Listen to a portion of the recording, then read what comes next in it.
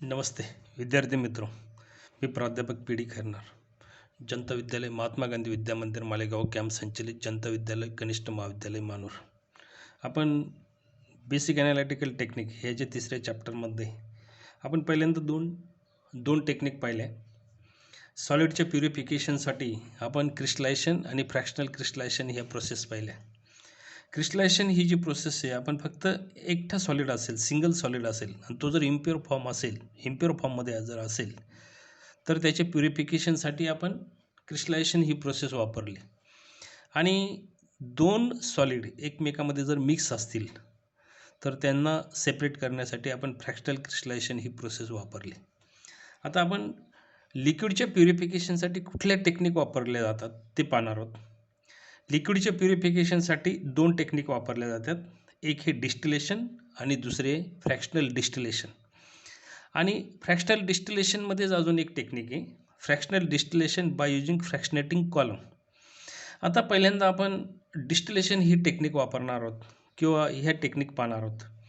आता डिस्टिलेशन कशासाठी वापरले जाते की एक सिंगल लिक्विड असेल आणि तो जर इम्प्युअर फॉर्ममध्ये असेल तर त्याच्या प्युरिफिकेशनसाठी आपण डिस्टिलेशन ही प्रोसेस वापरली जाते. पण डिस्टिलेशन म्हणजे काय केलं जातं याच्यामध्ये, तो जो लिक्विड आहे याच्यामध्ये एक डिस्टिलेशन फ्लाक्स असतो, त्याला साईड आर्म असतो आणि त्याच्यामध्ये तो लिक्विड बॉईल केला जातो near about it's boiling point. त्याचं कन्वर्जन व्हेपरमध्ये केलं जातं आणि ते जे व्हेपर आहे ते कंडेन्स केले जातात, कूल केले जातात आणि पुन्हा ओरिजिनल लिक्विड आपण कलेक्ट करतो. आता distillation is a process use for purification of only one impure liquid. याच्यामध्ये ही जी प्रोसेस आहे ही प्रोसेस कशा पद्धतीने केली जाते, liquid which boil without decompose of atmospheric pressure are purified by simple distillation process. In this process, the liquid is first converted into the vapor by boiling, and then vapor is condensed back into the liquid by cooling, and the pure liquid trickle down in the receiver. याच्यामध्ये काय थोडक्यात ही process कशी आहे बघा, की याच्यामध्ये कुठले apparatus वापरले जातात. एक राऊंड बॉटम डिस्टिलेशन फ्लाक्स असतो, त्या डिस्टिलेशन फ्लाक्सलाच एक साईड आर्म असतो आणि याच्यामध्ये एक वॉटर कंडेन्सर असतो. ही प्रोसेस कशी असते की तो जो डिस्टिलेशन फ्लाक्स आहे त्याच्यामध्ये ज्या लिक्विडचं आपल्याला प्युरिफिकेशन करायचं आहे ते लिक्विड त्या डिस्टिलेशन फ्लाक्समध्ये घ्यायचं. त्याच्यानंतर तो डिस्टिलेशन फ्लाक्स पहिल्यांदा साईड स्टँडला फिट करायचा आणि फिट केल्यानंतर त्याची जी साईड आर्म आहे त्याला वॉटर कंडेन्सर फिट करायचा. त्या डिस्टिलेशन फ्लाक्सचं जो वरचं नेक आहे ते रबर कॉकने आणि थर्मोमीटरने काय करायचं, बंद करायचं, पॅक करायचं. त्याच्यानंतर ते हीट करायचं. तो जो डिस्टिलेशन फ्लाक्स आहे ज्याच्यामध्ये आपण इम्प्युअर लिक्विड घेतलेले आहे ते हीट करायचं. हीट केल्यानंतर काय होईल, टेम्परेचर वाढायला सुरुवात होईल आणि टेम्परेचर वाढायला सुरुवात केल्यानंतर त्याच्या बॉइलिंग पॉईंटला त्या लिक्विडचं कन्वर्जन व्हेपरमध्ये स्टेटमध्ये होईल. ते जे व्हेपर आहे, हॉट व्हेपर, ते साईड आर्ममधून तो जो वॉटर डिस्टिलेशन फ्लाक्स आहे त्याला जो साईड आर्म आहे त्याच्यामधून ते वॉटर कंडेन्सरमध्ये ते हॉट व्हेपर पास होतील. त्या वॉटर कंडेन्सरमध्ये गेल्यानंतर ते वॉटर कंडेन्सरमध्ये कोल्ड वॉटर सर्क्युलेट होत असतं, त्याच्यामध्ये त्यांचं कंडेन्सेशन होईल आणि तो जो लिक्विड आहे तो आपण एका रिसिव्हरमध्ये कलेक्ट करणार. ही प्रोसेस कशी आहे बघा. It consist of round bottom Flask. It is fitted with cork having thermometer. The flask has side arm. It is connected to the condenser. The condenser has jacket with two outlets through which water is circulated. The liquid is to be distilled is taken in round bottom flask. It is fixed by clamp. The flask is placed in water bath or oil bath or wire gauze or stand as shown in figure. The condenser is connected to the receiver to collect the purified liquid. The flask is heated at boiling point. The vapor rises to the neck of the flask, pass through the side arm into cooler part of the condenser, which is kept cool by circulating water through its jacket. The vapor condense and liquid is collected in the receiver. म्हणजे ही अतिशय simple process आहे. ही फक्त single लिक्विडच्या प्युरिफिकेशनसाठी वापरली जाते. याच्यामध्ये जो liquid आहे, थोडक्यात जो लिक्विड आहे, इम्प्युअर लिक्विड, त्याचं कन्व्हर्जन व्हेपरमध्ये केलं जातं. ते व्हेपर वॉटर कंडेन्सरमध्ये कूल केले जातात आणि आपण रिसिव्हरमध्ये तो प्युअर लिक्विड काय करतो, कलेक्ट करतो. आता आपण डिस्टिलेशन ही प्रोसेस पाहिली.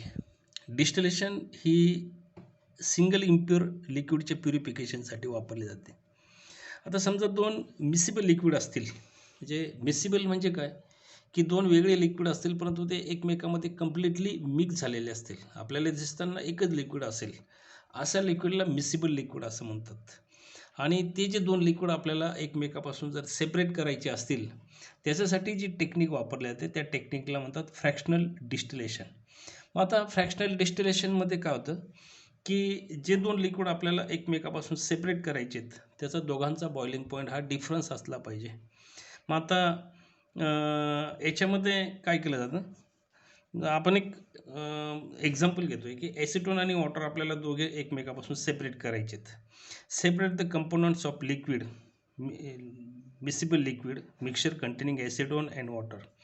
ॲसिटोनचा बॉइलिंग पॉईंट 56 डिग्री सेंटीग्रेड आहे आणि वॉटरचा बॉइलिंग पॉईंट 100 डिग्री सेंटीग्रेड आहे. दोघं आपल्याला एकमेकापासून सेपरेट करायचे.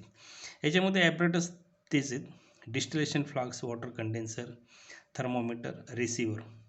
मिक्सचर ऑफ केमिकल आहे, मिक्सचर ऑफ ॲसिटोन आणि water. Acetone and water are two miscible liquid having boiling point difference.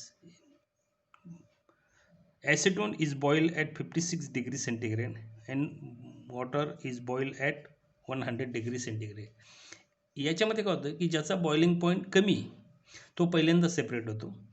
तो सेपरेट होत असताना त्यावेळेस टेम्परेचर हे कॉन्स्टंट असतं आणि ज्याचा बॉइलिंग पॉईंट जास्त आहे ते नंतर सेपरेट होतं. याची प्रोसेस कशी आहे बघा. Take the mixture of acetone and water in distillation flask, arrange the in apparatus. म्हणजे या पद्धतीने हा डिस्टिलेशन फ्लास्क आहे, हा वॉटर कंडेन्सर आहे, हा स्टँड आहे. Heat the flask on water bath at 56 degree. Acetone will distil out first. Collect the acetone in receiver number 1. Then after all acetone are completely distilled out, that change the receiver. At 100 degree centigrade, water are distilled out. Collect the water in receiver number 2. In this way, two miscible liquid are separated from each other by using fractional distillation process. आता पुढची जी technique आहे fractional distillation आहे, तीच process आहे, परंतु जे दोन miscible liquid आहे ज्यांचा दोघांचा बॉइलिंग पॉईंटचा डिफरन्स हा अतिशय कमी आहे, परंतु तो सेपरेट करायचे असतील तर त्याच्यासाठी आपण मेथड वापरतो किंवा ॲनालिटिकल टेक्निक वापरतो fractional distillation by using fractionating column. आता हे फक्त ॲपरेटस वेगळे. फ्रॅक्शनेटिंग कॉलम म्हणजे काय?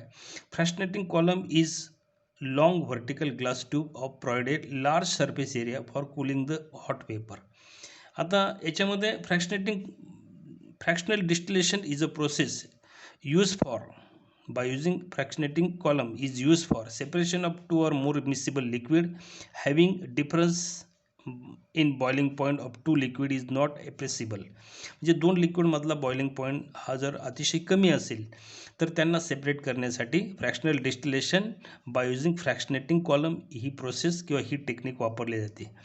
To separate such liquid process is called as fractional distillation. In this process fractional column is used. Fractional column is long vertical glass tube of provided large surface area for cooling the hot vapor. Fractionating column is two type: simple pack column and second one is bubble plates column. In this process, more volatile liquid are distilled out first and less volatile liquid are distilled out later on. आता याच्यामध्ये apparatus कोणते तेच apparatus आहे, फक्त फ्रॅक्शनेटिंग column एक वेगळा apparatus आहे. Distillation flask, water condenser, fractionating column, tripod stand, wire gauze and thermometer. Process काय बघा. सपोज सेपरेट टू लिक्विड्स, आपल्याला दोन लिक्विड असे सेपरेट करायचे. एक ॲसिटोन की ज्याचा बॉइलिंग पॉईंट 329 केल्विन आहे आणि दुसरे मिथिल अल्कोहोल ज्याचा बॉइलिंग पॉईंट आहे 337 केल्विन. दोघांचा बॉइलिंग पॉईंटमधला डिफरन्स अतिशय कमी आहे. मग आपल्याला जर हे सेपरेट करायचे असतील तर आपण फ्रॅक्शनेटिंग कॉलम वापरला जातो. Take the mixture of acetone and methyl alcohol in distillation flask. Fractionating column are fitted into the mouth of distillation flask. The upper end of fractionating column is closed with the help of rubber cork and thermometer. Attach water condenser to the side of arm of fractionating column of receiver. Place the thermometer. Place the distillation flask is fitted on water bath or oil bath. The temperature of distillation flask is increased. The lower boiling point liquid, that is acetone, is vaporized at 329 Kelvin. Very small vapor of methyl alcohol is also along with, but the vapor of methyl alcohol are condensed back and dropped down by distillation flask. Only vapor of acetone is entered into the water condenser and condense in it. Collect the liquid of acetone in receiver number 1. At that time, the temperature remains constant at 329 Kelvin. When acetone is completely vaporized, then temperature start to increase. At 339 Kelvin, higher boiling point liquid, that is methyl alcohol, start to vaporize. Enter the vapor of methyl alcohol into water condenser and condense in it. Collect the liquid of methyl alcohol in another receiver number 2. In this way, two miscible liquid having boiling point difference is less are separated by fractional distillation process. This process is used in petroleum industry to separate the different fraction of the crude oil. He process petroleum इंडस्ट्रीमध्ये वापरली जाते की ज्या दोन फ्रॅक्शनमधला boiling पॉईंटचा difference हा अतिशय कमी. आता नंतरची जी प्रोसेस आहे distillation under reduce pressure. These processes are used for purification of liquid having higher boiling point, or those liquid are decomposed on heating are purified by distillation under reduced pressure. म्हणजे ज्याचा boiling point, ज्या लिक्विडचा boiling point अतिशय हाय आहे आणि heating दिल्यानंतर त्यांचं decomposition होतं, असे लिक्विड जर आपल्याला सेपरेट करायचे असतील तर त्याच्यासाठी आपण डिस्टिलेशन अंडर रिड्यूस प्रेशर ही मेथड वापरली जाते. In this method, the liquid is boiled at temperature below its normal boiling point by reducing the pressure of the surface of the liquid. The pressure is reduced by using water pump or vacuum pump.